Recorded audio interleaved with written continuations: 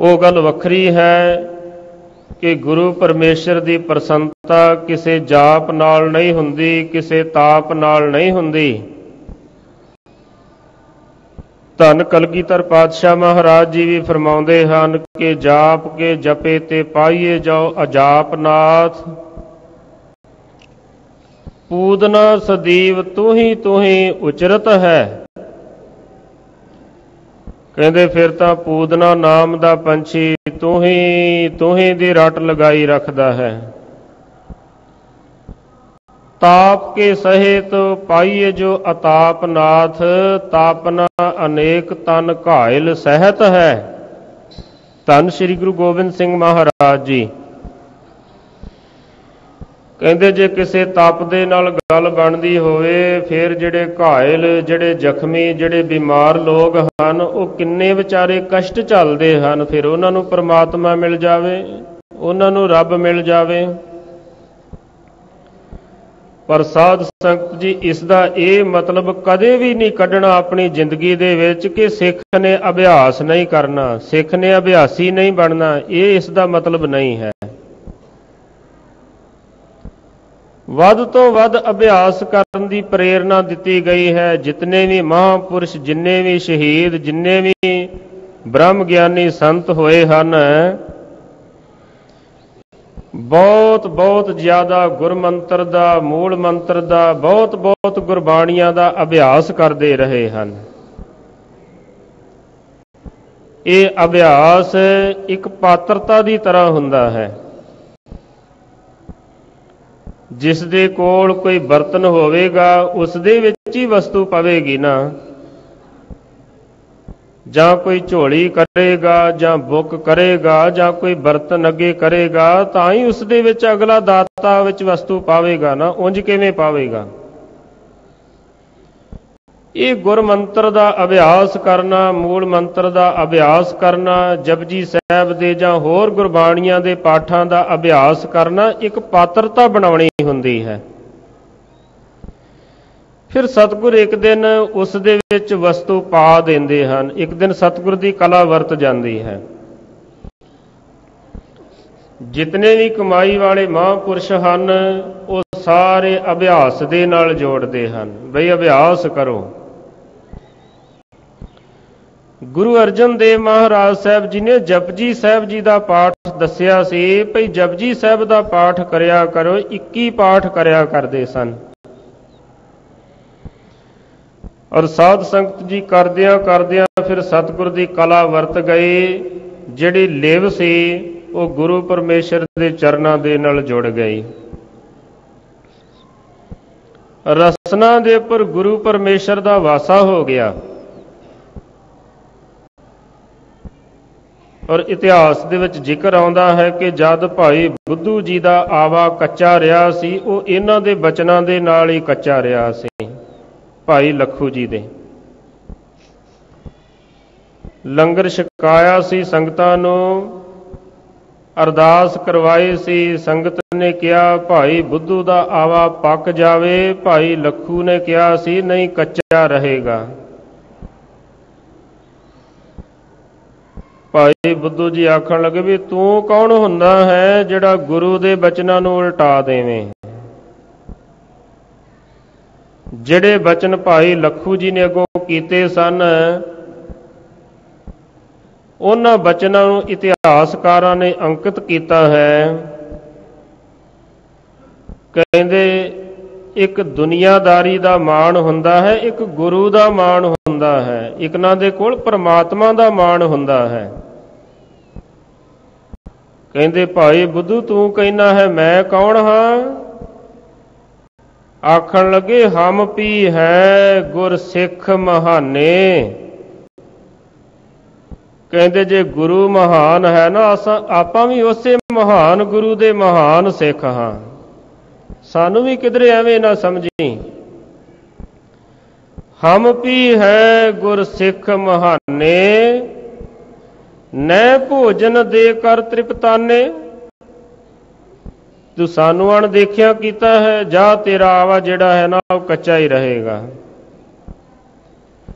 ਤੋ ਸਾਧ ਸੰਗਤ ਜੀ ਇਸੇ ਤਰ੍ਹਾਂ ਹੀ ਹੋਇਆ ਹੈ, ਉਸ ਦਾ ਆਵਾ ਕੱਚਾ ਹੀ ਰਿਹਾ। ਭਾਈ ਬੁੱਧੂ ਜੀ ਨੇ ਸਤਿਗੁਰਾਂ ਦੇ ਚਰਨਾਂ ਦੇ ਵਿੱਚ ਬੇਨਤੀ ਕੀਤੀ। ਸਤਿਗੁਰ ਜੀ ਆਖਣ ਲੱਗੇ ਕਿ ਮੇਰੀ ਬਾਂਦੀ ਭਗਤ ਛਡਾਵੈ, ਬਾਂਧੈ ਭਗਤ ਨਾ ਛੂਟੈ ਮੋਹੇ, ਏਕ ਸਮੈ ਮੋਕੋ ਗਹਿ ਬਾਂਧੈ, ਤੌਫਨ ਮੋਹ ਪੈ ਜਵਾਬ ਨਾ ਹੋਏ। ਇਸ ਤਰੀਕੇ ਦੇ ਨਾਲ ਜਦ ਕੋਈ ਗੁਰੂ ਦੇ ਚਰਨਾਂ ਦੇ ਨਾਲ ਆਉਂਦਾ ਹੈ ਨਾ, ਉਦੋਂ ਉਸ ਦਾ ਮਨ ਬਦਲਦਾ ਹੈ ਜਾਂ ਸਤਿਪੁਰਸ਼ਾਂ ਦੀ ਸੰਗਤ ਹੁੰਦੀ ਹੈ। ਬੜੇ ਲੋਕਾਂ ਨੇ ਵਾਲਮੀਕ ਨੂੰ ਉਪਦੇਸ਼ ਦਿੱਤਾ, ਇਹ ਕੰਮ ਛੱਡ ਦੇ, ਪਰ ਜਦ ਸਾਧੂਆਂ ਦੀ ਸੰਗਤ ਹੋਈ ਉਦੋਂ ਜੀਵਨ ਬਦਲ ਗਿਆ। ਉਹਨਾਂ ਨੇ ਮਰਾ ਮਰਾ ਦਾ ਉਪਦੇਸ਼ ਦਿੱਤਾ, ਰਾਮ ਰਾਮ ਦਾ ਉਪਦੇਸ਼ ਦਿੱਤਾ ਵੀ ਰਾਮ ਰਾਮ ਦਾ ਜਾਪ ਕਰ, ਫਿਰ ਤੇਰਾ ਜੀਵਨ ਬਦਲੇਗਾ।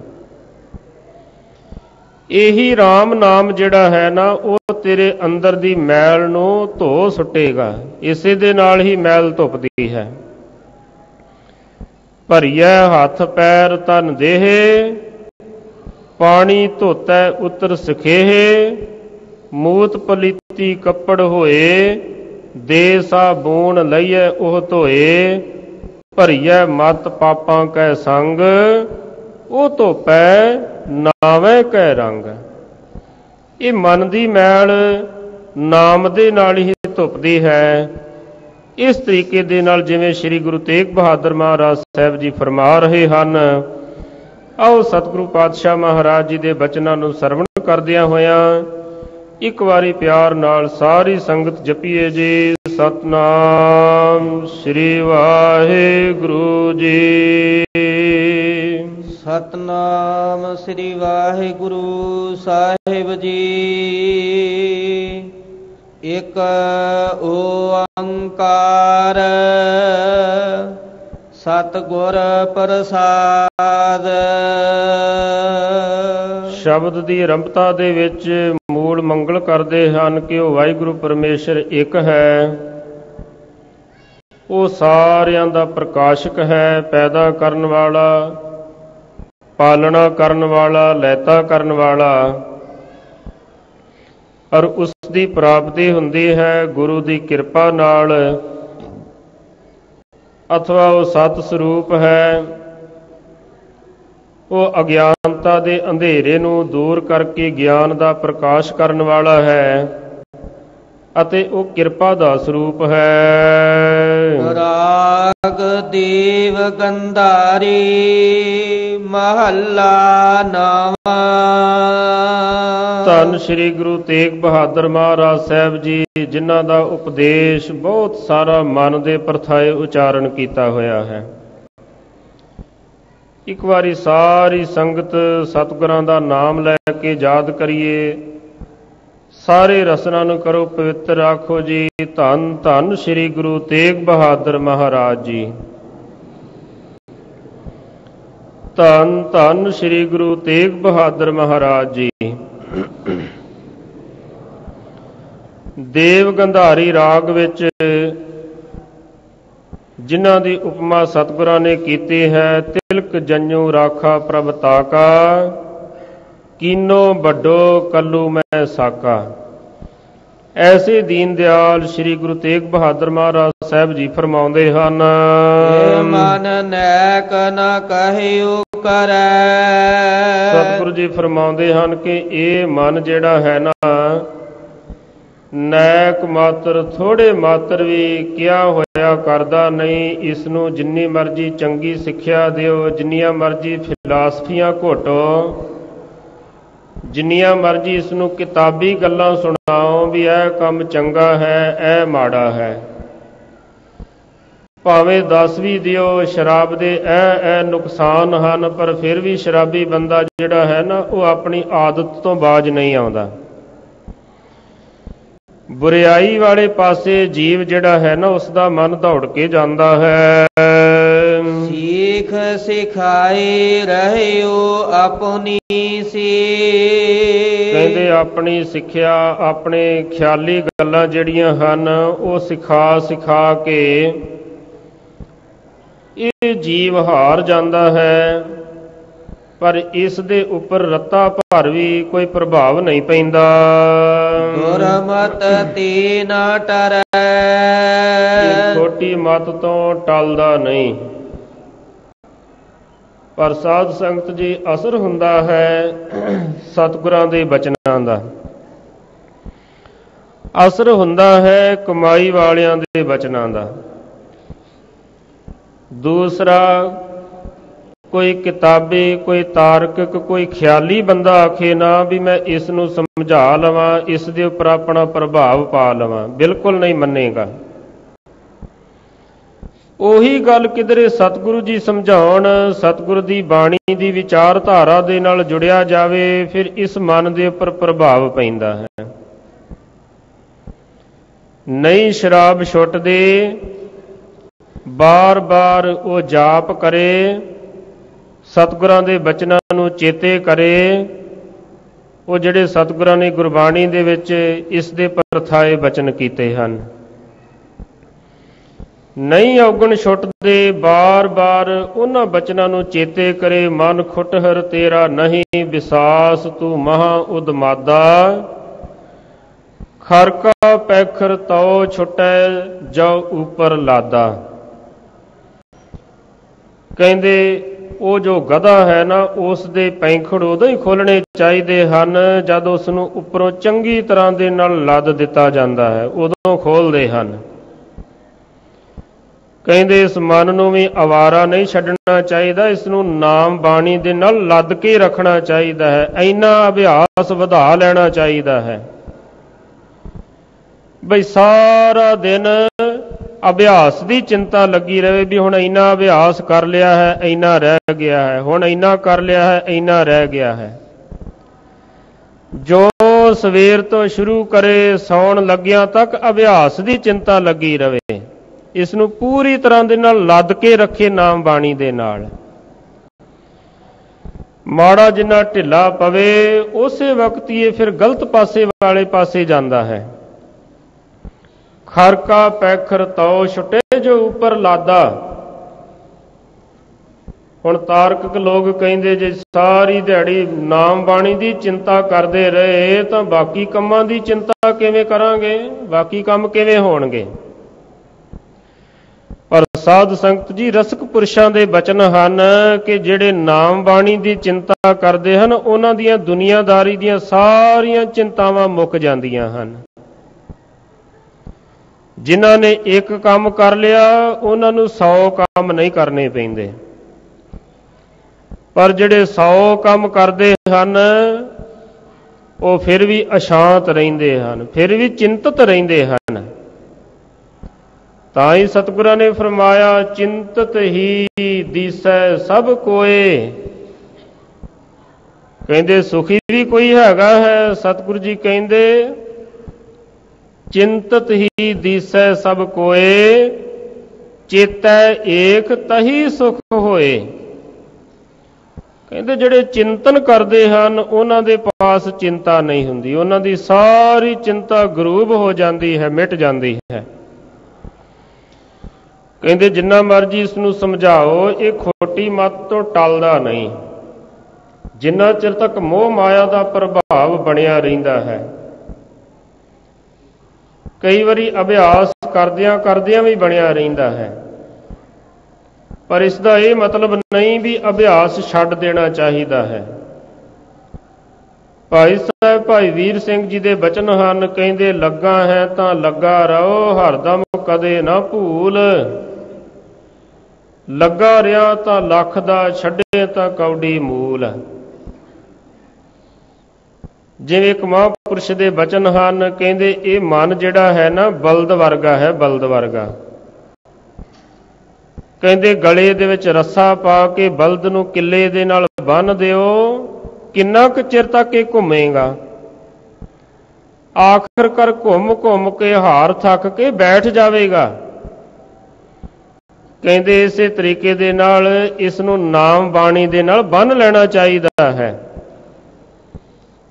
ਭਾਵੇਂ ਨਾਮ ਬਾਣੀ ਦਾ ਅਭਿਆਸ ਕਰਦਿਆਂ ਹੋਇਆਂ ਵੀ ਮਨ ਭਟਕਦਾ ਹੈ, ਪਰ ਜ਼ਿਆਦਾ ਸਮਾਂ ਨਹੀਂ ਭਟਕ ਸਕੇਗਾ।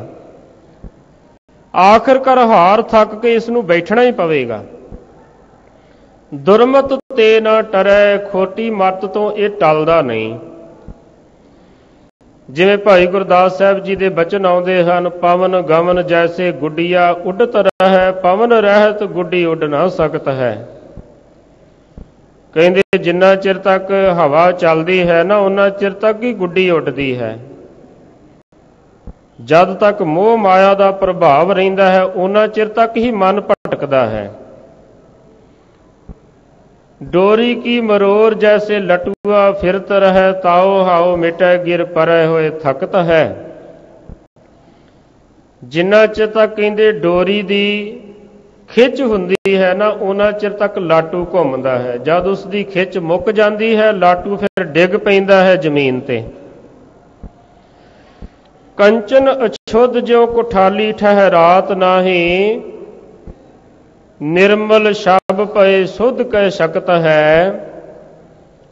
ਕਹਿੰਦੇ ਸੋਨੇ ਨੂੰ ਕੁਠਾਲੀ ਦੇ ਵਿੱਚ ਪਾ ਦਈਏ, ਜਿੰਨਾ ਚਿਰ ਤੱਕ ਉਸ ਦੇ ਵਿੱਚ ਮੈਲ ਹੈ, ਉਹਨਾਂ ਚਿਰ ਤੱਕ ਤਾਂ ਉਸਨੇ ਇੱਧਰ ਉੱਧਰ ਹਿੱਲਣਾ ਹੀ ਹੈ ਨਾ।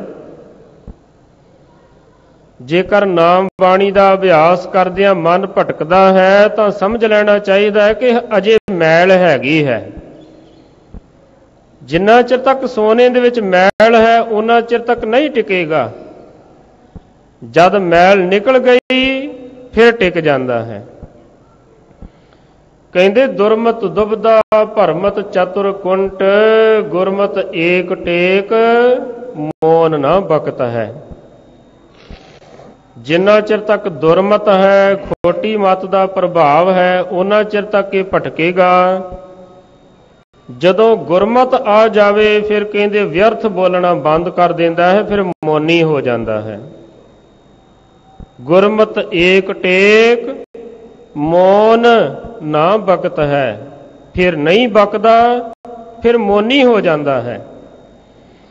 ਭਾਵ ਫਿਰ ਵਿਅਰਥ ਨਹੀਂ ਬੋਲਦਾ, ਫਿਰ ਵਿਅਰਥ ਦੀਆਂ ਕਲਪਨਾਵਾਂ ਜਿਹੜੀਆਂ ਹਨ ਉਹ ਮੁੱਕ ਜਾਂਦੀਆਂ ਹਨ। ਵਿਸ਼ਰਾਮ ਦੇ ਕੇ ਸਤਿਗੁਰੂ ਜੀ ਫਰਮਾਉਂਦੇ ਹਨ, ਮਦ ਮਾਇਆ ਕੈ ਭਇਓ ਬਾਵਰੋ, ਹਰ ਜਸ ਨਹਿ ਉਚਰੈ। ਸਤਿਗੁਰੂ ਜੀ ਫਰਮਾਉਂਦੇ ਹਨ ਕਿ ਮਾਇਆ ਦੇ ਨਸ਼ੇ ਦੇ ਵਿੱਚ ਇਹ ਜੀਵ ਜਿਹੜਾ ਹੈ ਨਾ, ਇਹ ਮਨ ਜਿਹੜਾ ਹੈ, ਇਹ ਬਾਵਰਾ ਹੋਇਆ ਰਹਿੰਦਾ ਹੈ, ਪਾਗਲ ਹੋ ਜਾਂਦਾ ਹੈ। ਜੋਬਨ ਧਨ ਪ੍ਰਭਤਾ ਕੈ ਮਦ ਮੈਂ, ਐਨਸ ਰਹੇ ਦੀਵਾਨਾ। ਕਈ ਤਰ੍ਹਾਂ ਦੀ ਮਾਇਆ ਹੁੰਦੀ ਹੈ। ਨਿਰੇ ਪੈਸਿਆਂ ਨੂੰ ਮਾਇਆ ਨਹੀਂ ਕਿਹਾ ਗਿਆ। ਪ੍ਰਭਤਾ ਵੀ ਇੱਕ ਮਾਇਆ ਹੁੰਦੀ ਹੈ, ਧਨ ਵੀ ਮਾਇਆ ਹੁੰਦੀ ਹੈ, ਜੋਬਨ ਵੀ ਮਾਇਆ ਹੁੰਦੀ ਹੈ, ਕਈ ਤਰ੍ਹਾਂ ਦੀ ਮਾਇਆ ਹੁੰਦੀ ਹੈ। ਕਹਿੰਦੇ ਇਸ ਮਾਇਆ ਦੇ ਮਦ ਦੇ ਵਿੱਚ ਇਹ ਬਾਵਰਾ ਹੋਇਆ ਰਹਿੰਦਾ ਹੈ, ਝੱਲਾ ਹੋਇਆ ਰਹਿੰਦਾ ਹੈ। ਜਿਵੇਂ ਨਸ਼ੇ ਵਾਲਾ ਵਿਅਕਤੀ, ਉਸ ਨੂੰ ਪਤਾ ਨਹੀਂ ਨਾ ਚੱਲਦਾ ਵੀ ਆਪਣਾ ਕੌਣ ਹੈ, ਬਿਗਾਨਾ ਕੌਣ ਹੈ। ਆਪਣਾ ਪਰਾਇਆ ਨਾ ਪਛਾਣਈ, ਖਸਮੋਂ ਧੱਕੇ ਖਾਏ, ਫਿਰ ਧੱਕੇ ਪੈਂਦੇ ਹਨ। ਕਹਿੰਦੇ ਐਨ ਇਸੇ ਤਰ੍ਹਾਂ ਮਾਇਆ ਵੀ ਇੱਕ ਨਸ਼ੇ ਵਰਗੀ ਹੈ। ਇਸ ਮਾਇਆ ਦੇ ਨਸ਼ੇ ਦੇ ਵਿੱਚ ਵੀ ਬੰਦੇ ਨੂੰ ਸਹੀ ਅਤੇ ਗਲਤ ਦੀ ਪਹਿਚਾਣ ਹੋਣੀ ਬੰਦ ਹੋ ਜਾਂਦੀ ਹੈ।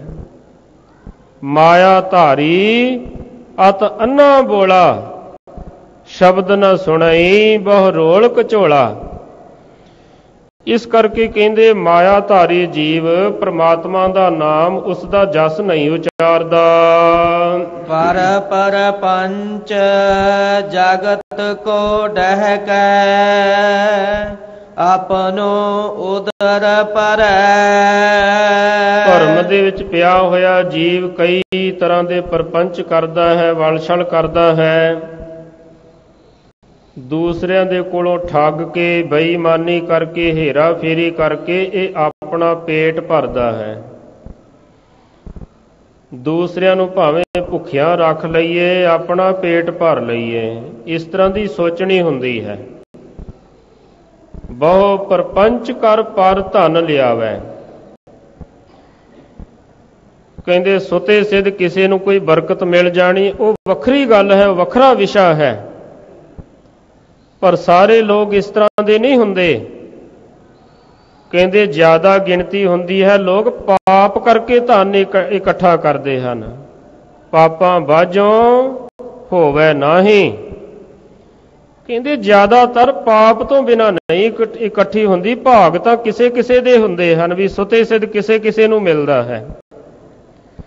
ਜ਼ਿਆਦਾ ਲੋਕ ਕੋਸ਼ਿਸ਼ ਕਰਦੇ ਹਨ ਵੀ ਪਾਪ ਕਰਕੇ ਇਕੱਠੀ ਕਰ ਲਈਏ, ਦੂਸਰਿਆਂ ਨੂੰ ਭੁੱਖਿਆਂ ਰੱਖ ਕੇ ਆਪਣਾ ਪੇਟ ਭਰਦਾ ਹੈ। ਸਵਾਨ ਪੂਛ ਜਿਉ ਹੋਏ ਨਾ ਸੂਦੋ, ਕਹਿਓ ਨਾ ਕਾਨ ਤਰੈ। ਸਤਿਗੁਰੂ ਜੀ ਸਮਝਾਉਂਦੇ ਹਨ ਕਿ ਇਸ ਮਨ ਦੀ ਹਾਲਤ ਸਵਾਨ ਪੂਛ, ਕੁੱਤੇ ਦੀ ਪੂਛ ਵਰਗੀ ਹੈ। ਇਹ ਪੁਰਾਤਨ ਇੱਕ ਉਦਾਹਰਣ ਦਿਆ ਕਰਦੇ ਹਨ, ਕਹਿੰਦੇ ਵੀ ਕੁੱਤੇ ਦੀ ਪੂਛ 12 ਸਾਲ ਵੰਝਲੀ ਦੇ ਵਿੱਚ ਪਾ ਕੇ ਰੱਖੀ, ਜਦ ਉਸ ਨੂੰ ਕੱਢਿਆ ਫਿਰ ਵੀ ਉਹ ਵਿੰਗੀ ਦੀ ਵਿੰਗੀ ਰਹੀ। ਬੰਦਾ ਸਮਝਦਾ ਹੈ ਕਿ ਹੁਣ ਤਾਂ ਗੱਲ ਬਣ ਗਈ, ਹੁਣ ਤਾਂ ਮੇਰਾ ਪਰਮਾਰਥ ਸਿੱਧ ਹੋ ਗਿਆ, ਪਰ ਮਾੜੀ ਜੀ ਕੁਸੰਗਤ ਦੇ ਨਾਲ ਫਿਰ ਕੁਸੰਗੀ ਹੋ ਜਾਂਦਾ ਹੈ। ਇਸ ਦੇ ਵਿੱਚ ਵਿਸ਼ਵਾਸ ਨਹੀਂ ਕੀਤਾ ਜਾ ਸਕਦਾ। ਜਿਵੇਂ ਨਾਰਦ ਨੇ ਕਿਹਾ ਸੀ ਕਿ ਮੈਂ ਤਾਂ ਕਾਮਦੇਵ ਨੂੰ ਜਿੱਤ ਲਿਆ, ਜਦ ਪਰਖ ਲਈ ਗਈ ਉਦੋਂ ਫਿਰ ਬਾਂਦਰ ਦਾ ਮੂੰਹ ਲਵਾਉਣਾ ਪੈ ਗਿਆ। ਜਿਹੜੇ ਹਉਮੈ ਕਰਦੇ ਹਨ, ਜਿਹੜੇ ਹੰਕਾਰ ਕਰਦੇ ਹਨ, ਉਹਨਾਂ ਨੂੰ ਹੀ ਪਰਚੇ ਪੈਂਦੇ ਹਨ। ਜਿਹੜੇ ਗੁਰੂ ਦੇ ਅੱਗੇ ਝੁਕੇ ਰਹਿੰਦੇ ਹਨ, ਸਤਿਗੁਰੂ ਉਹਨਾਂ ਨੂੰ ਪਰਚੇ ਨਹੀਂ ਪਾਉਂਦੇ। ਭਾਈ ਜੋਗਾ ਸਿੰਘ ਨੂੰ ਵੀ ਹੰਕਾਰ ਹੋ ਗਿਆ, ਮੇਰੇ ਵਰਗਾ ਕੌਣ ਸਿੱਖ ਹੋ ਸਕਦਾ ਹੈ। ਸਤਿਗੁਰੂ ਨੇ ਉਸੇ ਵਕਤ ਪਰਚਾ ਪਾ ਦਿੱਤਾ ਕਿ ਮਾੜਾ ਜਿਹਾ ਟੈਸਟ ਕਰਕੇ ਵੀ ਦੇਖ ਲੈਨੇ ਆ, ਟੈਸਟ ਦੇ ਵਿੱਚੋਂ ਪਾਸ ਨਹੀਂ ਹੋਏ। ਸਤਿਗੁਰੂ ਨੇ ਮਿਹਰ ਕਰਕੇ ਗੱਲ ਦੇ ਨਾਲ ਲਗਾਇਆ। ਜਿਨ੍ਹਾਂ ਨੇ ਹੰਕਾਰ ਕੀਤਾ, ਪਰਚਾ ਵੀ ਉਹਨਾਂ ਨੂੰ ਹੀ ਪੈਂਦਾ ਹੈ। ਜਿਵੇਂ ਇੱਕ ਮਹਾਂਪੁਰਸ਼ ਨੂੰ ਇੱਕ ਵੇਸਵਾ ਕਿਹਾ ਕਰਦੀ ਸੀ ਕਿ ਕੁੱਤੇ ਦੀ ਪੂਛ ਚੰਗੀ ਕਿ ਮਹਾਤਮਾ ਜੀ ਤੁਹਾਡੀ ਦਾੜੀ ਚੰਗੀ। ਕਹਿੰਦੇ ਮਹਾਤਮਾ ਨੇ ਚੁੱਪ ਕਰ ਰਿਹਾ ਕਰਨਾ।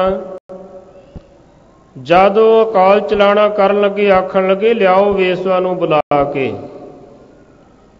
ਸੇਵਕ ਆਖਣ ਲੱਗੇ ਸਾਰੀ ਜ਼ਿੰਦਗੀ ਇਖਲਾਕ ਉੱਚਾ ਰੱਖਿਆ, ਅੱਜ ਇਹਨਾਂ ਨੂੰ ਕੀ ਹੋ ਗਿਆ ਹੈ।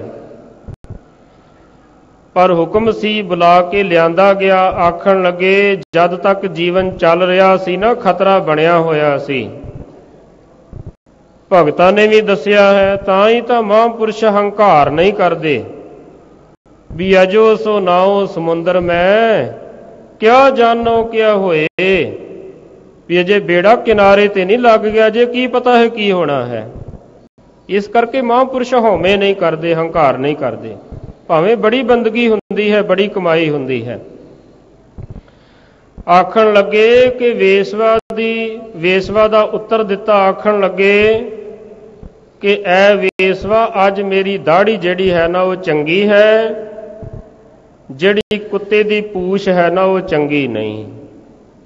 ਕਿਉਂਕਿ ਮੈਂ ਅੱਜ ਸਾਬਤ ਪਰਮਾਤਮਾ ਦੇ ਚਰਨਾਂ ਦੇ ਵਿੱਚ ਜਾ ਰਿਹਾ ਹਾਂ, ਕੋਈ ਦਾਗ ਨਹੀਂ ਲੱਗਾ। ਕਿਉਂਕਿ ਬਚਨ ਵੀ ਆਉਂਦੇ ਹਨ ਕਿ ਜਿਹੜੇ ਪੁੱਜ ਜਾਂਦੇ ਹਨ ਵਾਹਿਗੁਰੂ ਜੀ ਦੇ ਚਰਨਾਂ ਦੇ ਵਿੱਚ ਸਾਬਤ,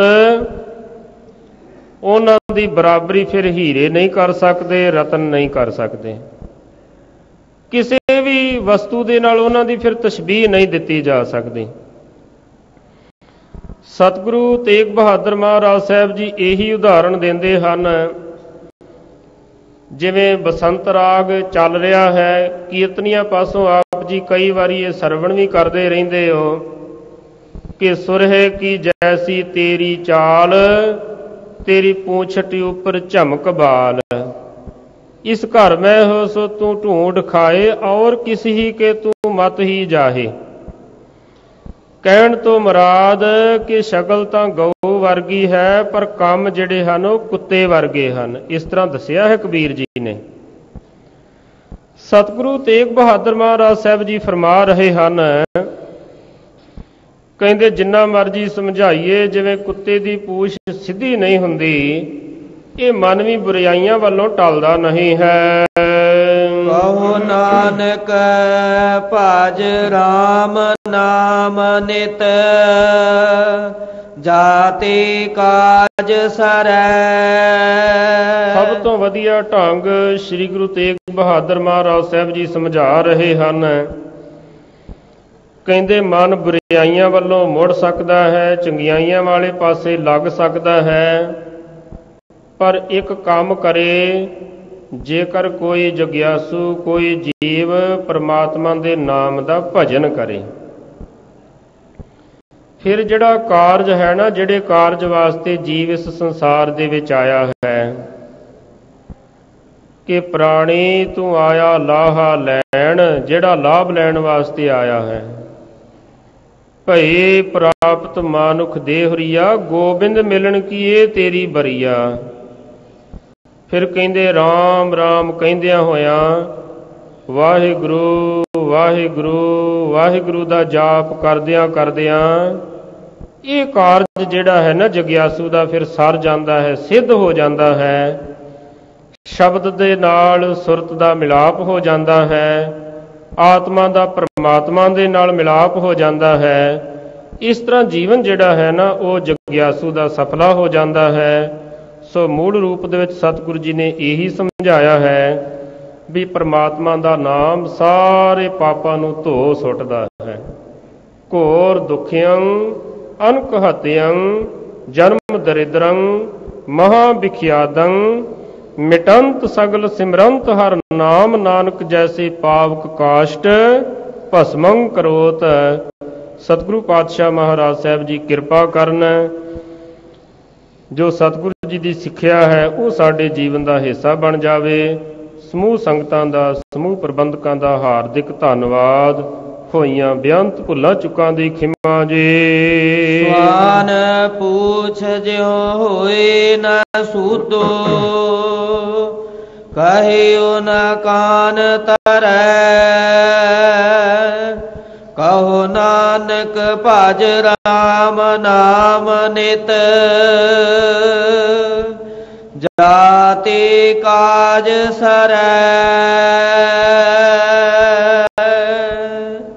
ਵਾਹਿਗੁਰੂ ਜੀ ਕਾ ਖਾਲਸਾ, ਵਾਹਿਗੁਰੂ ਜੀ ਕੀ ਫਤਿਹ।